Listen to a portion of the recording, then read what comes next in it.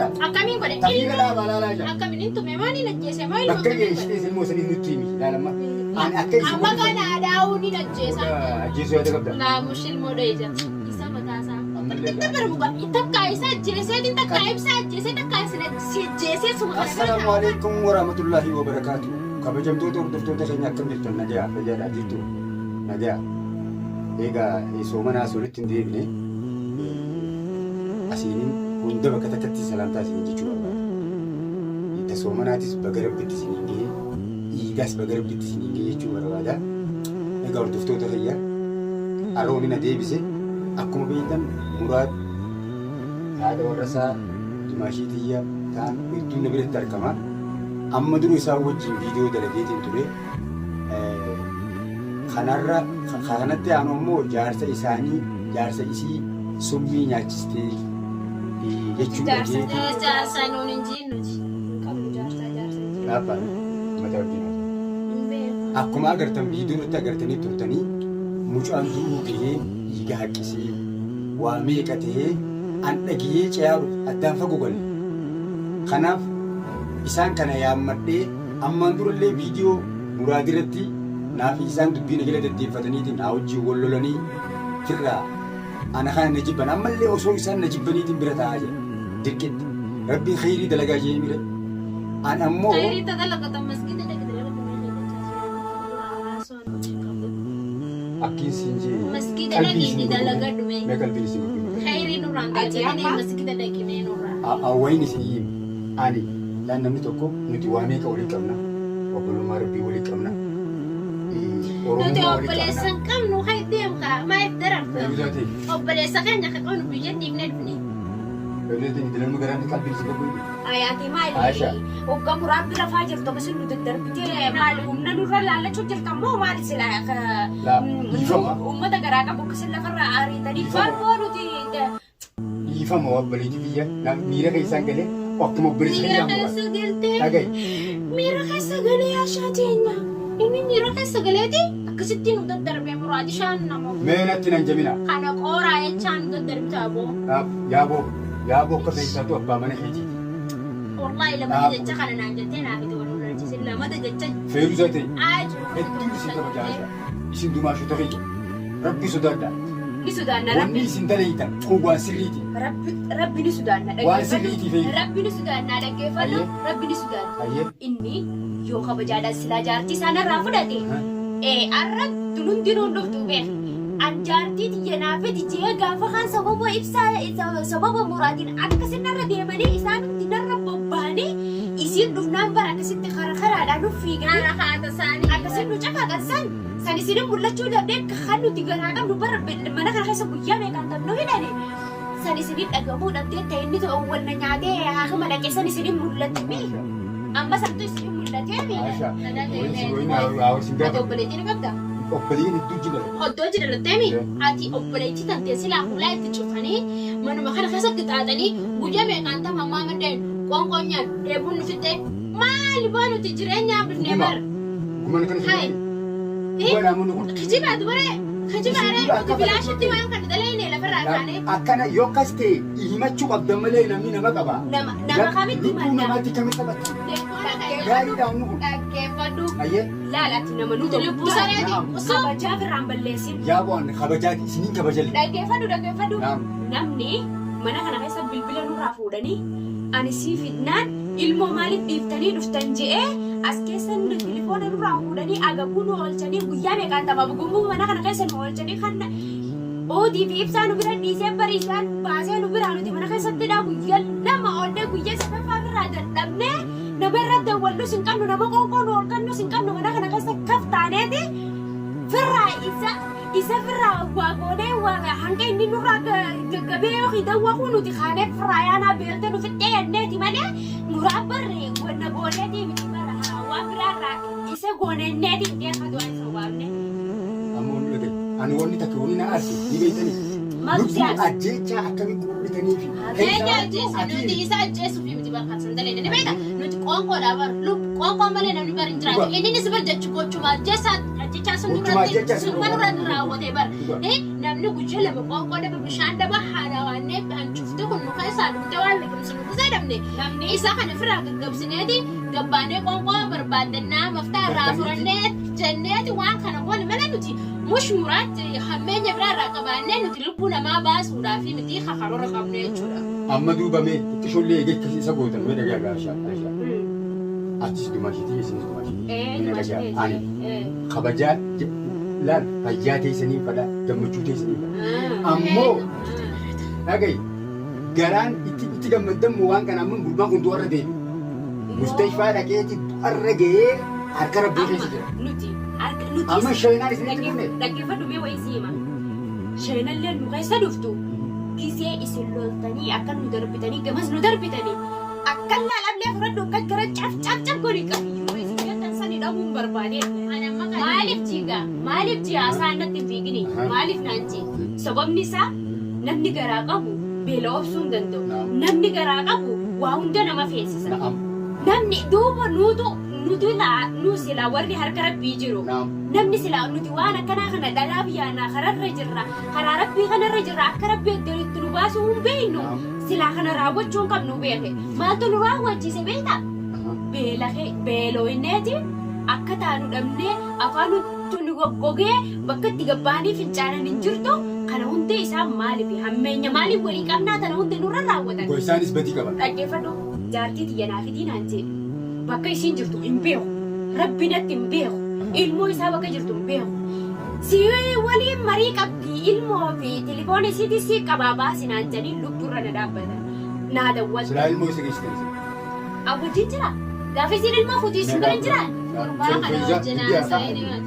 Laafaan naga feerusate yaa nama qaali nabire qaaliidhaati sifi nama ilmoo sanis ilmoo mateeti tadhaluu teessuus teetu saniifis adeeraan ta'a ilmoo teetiifis adeeraan ta'a saniifis adeeraan ta'a ilmoo nyaadhaan liqimsine eessa geessitanaa bar nyaadhaan liqimsine bakkaan geesse bakka geessite himuun mamnu'aadha maaliif ji laalamma nama ilmoo teekes godhu ni feeta akkamiin godhe tafiira laabaa laalaa jira akkamiin hin tume maaliin ajjeese bakka geessitees ilmoo saniif nutti himi laalamma amma kana daawuu ni ajjeesaan jee jiraa'u duraanniyu xiqqisho alfannee biitiin arga inni akkas ta'u mi duraanniyu ni ajjeesaa'u jeetii fitiimi eeguma inni akkana qorate ciisee wallaahi carraa kiyyaa fi kasaa waliin nu dhaala.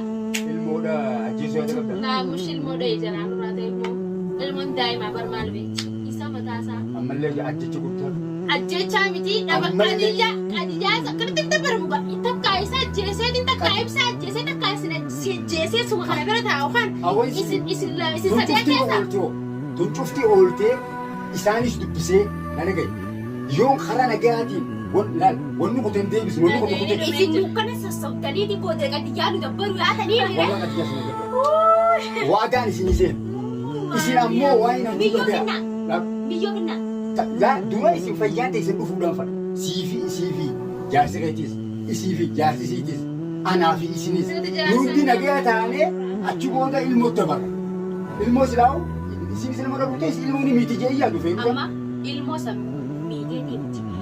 Dhiigaa fuccuu miidhee fi ilmoo sana hagootee ka garaa qabdu kana ilmoo sarara hagoosisu jirti. Garuu isaan hundanii wallaale malee muraatti. Ilmoo silaa jaartii namni jaartii taqabbalateeti ilmoo salaaf naafita jaartii xiyyaa seeqinaa fiddan allama kan jedhanii namni nama qabatee ilmoo san fudhatamoo jaartiin tun barta ilmoon iyya fuutee jedhanii nama fideessanii fi jaartii fi hunda. Jee dachee harri. Ilmi namaa. Mana kana keessa nu aariyee ni ajjeesa. Ilmi namaa dhagee akka. Ajjeecha nama fideessan giiftuu feegaa aboora biin wayii nama. Namni tokko roobiyyaa ta'u. Rabbii waliin nama dalaga. Amma jajjaarsa jaartii yoo ta'e tokko irra qabbanaawa. Yookaan jaartii nama gaarii yookaan jaarsa nama gaarii. Isin lachuu tokko qabdanii. Ammoo wanni kute. Atis dhaluuf ta'e harka rabbii keessatti atis akkasuma. Kana dura rabbitti nama neessan dura waan rabbii beekuu qabdan. Dhagaye ajaja kana waan rabbiin tahi jedheen malee wanni hin taane hin jirtu. Dhagaye wanni kute kanaaf eeganii lubbuu namaa ajjechaa warra yaadu sirrii miti dhugaan isinii hima. Nuti amma barmuraanni ajjeefne jennee karoorsinee deemne. Eh. Namni beektaanii Rabbumaa fideemi nagaadhaaf. Kana rabbumaa fideemi amma isaantuu qabdan. Amma isaan saniis akka nagaya ta'an godheetu wajjin haasa'u. Isin naaf hayyama. ati gisee namni daangaatti akka isaanii karaa kanarraan wal deebisanii aksi mana kana keessa qixaata addaan nurra kaa'an osoo mootummaa bira dheenye kutama tokkollee taatu nuuf kan dhageeffadhu ati muraatii fi ana isaa walitti deebisee yaadde jeesuu deemta isuma jeesuu deemta dhageeffadhu. Wallaahi Dhageeffadhu waa daansa akkamitti jiiga? jaartii isaatii ilmoo isaa garaa qabdii bakka turisanii Ilmoo isaa hin ayyamu ni beekaa waan Yoona jabsisee waan. seeyyama. yoona jabsisee Akkam? Nuti jedhanii hin feene ana jeesuu ganaa warra fayyaa hunda salaamata muummachiiniiti. Itti deebi'oo naan jee ittiin deebite yookiin muraa biraa dalagaan qabuun. Fayyuudha dhagee imchoo keenya kan sin jee namni tokko akka nam tokkootti ana kishee jettee jechuudha. Namni tokko Kana ilmoo tanaa fi sis waliin ajjeesatti nama fuudha jeelaan akkasitti nala naqee. gahi fayyuudha namni tokko namni sinaa walii godhee haalaan mukarra sun jidduu jiru dhiisee hazinaa walii godhee godhatan ilmi namaa. Muusa ajjeesuu dhiise jechuudha. Namni hinaafeetiin nama jeessachuu maraata. Amma wanni kute shaakira ta'a ulee gowwaa laalla ilma gowwaa dhagaye ilma gowwaa ajjeesuurra ulee gowwaa cabsuurra ilma haaqilaa ajjeesuu wayyaa jira. Dhagaya shaakira ta'a haaqila ta'a isaas nama furdheetii wajjin haasa'u. Dada kan oofnee karaa nagaa Inni dada deemee bar dhagalchee asitti fidee lubbuutti jedhee eenyuun si gaafataa dhaabbaan deemee kana keessa jiru eenyuun naa gaafata. Namni gaafata tokko hin jiru. Eenyu jira? Kofaarraa. Eenyu horii aadaa asumaan takka kana gaaraa kana kutaa takka asumaan kana homaan kana intalicha kutaa. Inni jechuun laayifii fi maarree moo laayikii sheer maarree godhaa jira. Ani lubbuutti jedhamee jechuudha. Anatti tijaasa akkanatti kanatti naasee luma booda. dhagee amma akkaan isin hin jee dubbii kana karaa nagayaatiin deebifna. Amma waan inni isin gaafatu dubbii dhumaa ana akkuma baleessa isin ilaala. Ati laalamee. Kalee kan inni isin lolesan na dhagaya. Kalee kan inni isin lolesan akkuma obboleessa kiyyaa miira keessa galeetti dubbii kana ifatti taa'atan qabu. Amma addanaa baaftan. Bisu miira keessa nama galchite. Amma addanaa baaftan. Amma addanaa baaftan deebisu ana dhagaye. Amma Murtiis barana sila akkasitti namni kan jedhu fee lafa ilaale. Miira keessa galaniitu bakka sinnu ulalanii wariyaatan nurraa gataranii. Anis isiniifis akkanumatti hin lolaa. Na dhagayiyyoo nama dhagayisu an obboleessa keeti achis obboleessa keeta. Na dhagaya an dadaan yaaduu fadha. Waan nagayaatiin isiniin Amma jechuu silaa jiru. Ilmoo kanas bakka jirtu nutti himtanii nagaya isin godhuu fadha. Maali beekta? Ilmoo. Ilmoo jettee amma booda naasa. Harki badee jira waan ta'eef waan san balleessine waan ta'eef danni hin jiru. Waa'ee dadaa sanitti dhiisi. Yoo muraati amma namni tokko hawaa balleesse. Nama tokko amsa kanaa namni na waajjeesse. Nama sani garaan si fayyaati. Ni fayyee. Dhaga'i gurbaan akka jiru. Raanni fayyee jedhati Yoonii fi na dhagaye yoonii fi dubbiin adda baate namni tokko namni nama jeesoo walumatti fayyitu dhuftu. Amma namni garaa walitti ni fayya. Namni gosti walitti fayyistu malee namni kam jedhi beekta. Abaluu kan jechuun ajjeesee abbataan inni salphumaa hin kafalate. Hijaan san walwaa ilmoon dabarti malee hin baddu garaadha. Yaani waluma fayyisan malee nama garaa rabbiitti dhagaya wanni naqu rabbii beeku qabna gara san nuti barru ficaan du'aa sanirraa nuti makluuqaa bara waan ta'e jee rabbii biraa jecha amma dubbattu kana yoo rabbiin si dubbise malee dubbatu amma isin waan kana hunda waan sila amma ta'aa jiru kana hunda rabbii quba qabu rabbiin rabbii jecha dhiifama namaa godhu jannata kana mana bitu ni beeytanii Dhiifamaan godhatee lubbuuti gaggalaafachuu maaf isheen jirtu. sibilaan jira lubbuute alaa akka Saani namni afurnoo wajji mana kan taasiste. akkam galgala sibiil dhufeen silaa galgala kan nama dhufee silaa Gisee tokkotti gurbaan ajjeesee madeessi. wallahi sin ajjeesu nu as keessi sin ajjeesu Yaaboo wallaahi hin obbolaan ilmoota ta'e dhadhalta sanirraa mankiin qabdu. Wallaahi laasin gurbaan kun naaf jaarsaa fi isin amma isa narra beektan. dhugaa muusa Narra hin jaarsaa jaartii beektan. rabbi maal biyya raajaa Isa kanarra hangam takka jaarsi kiyya kun nadiifaa hangam takka wasaka garaasaa kana keessa jira. Wallaahi narra beektan. Isa kana narra beektan. Inni hijaa amata dhibbaa bargaraa kana keessa kaayyatee dhuma kafalataa ni beekta. Fadhu aan gurbaan. Nama ijaa qabate nu. Uy. Bartaa dhaluu fi damtuun ilmoodha. Ilma beekaa boon namni. Amma ilmoo san bakka keessan ni garsiista. Ilmoon garsiif.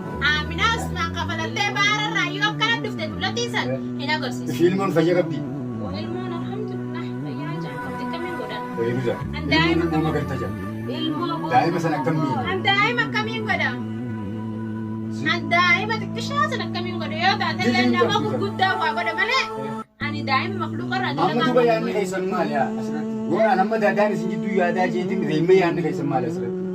Beekam ta'uu naan ta'a. adda sii baasuu yaada keenya yoo isaan lamaan hin adda baane nagayaan jiraannaan ni beekna.